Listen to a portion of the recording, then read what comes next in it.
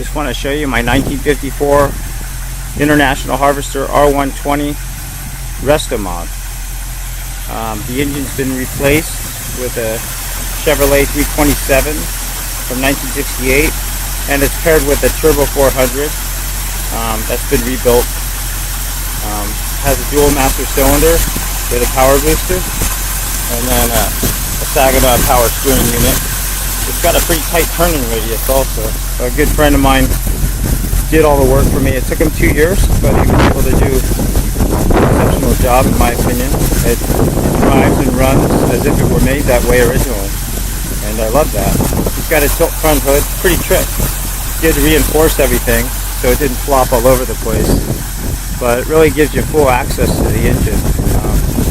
This engine runs really cool. I suppose because there's nothing really around it, and it's got a pretty big Champion radiator. It's got a transmission cooler as well,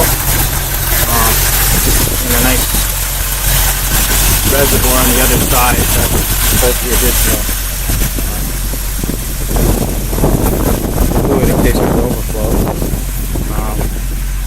Can't really tell it's been resto modded once the hood's closed. You can see a seam where the fender ends and the hood begins. Other than that, it looks pretty stock. It doesn't sound really stock, but it's not. It's pretty conservative sounding. I didn't want it to be loud, and I wanted to hide the exhaust, so I didn't give everything away. I really liked it the way it was. Unfortunately, it didn't work out with the engine because the engine blew up, but I was able to fortunately recover because my friend helped me. And now I have a truck that's reliable. I can make hay runs and do the things I want to do. And put things down.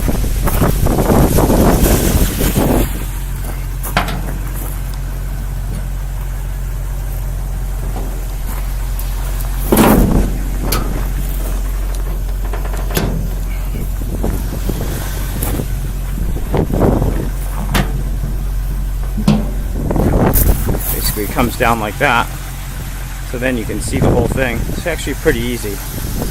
The clip is pretty heavy, but the way he has it set up that you just hold the front and it pops right up, and you really can't tell except for this seam right here. If you have that seam, you wouldn't be able to tell at all, I don't think.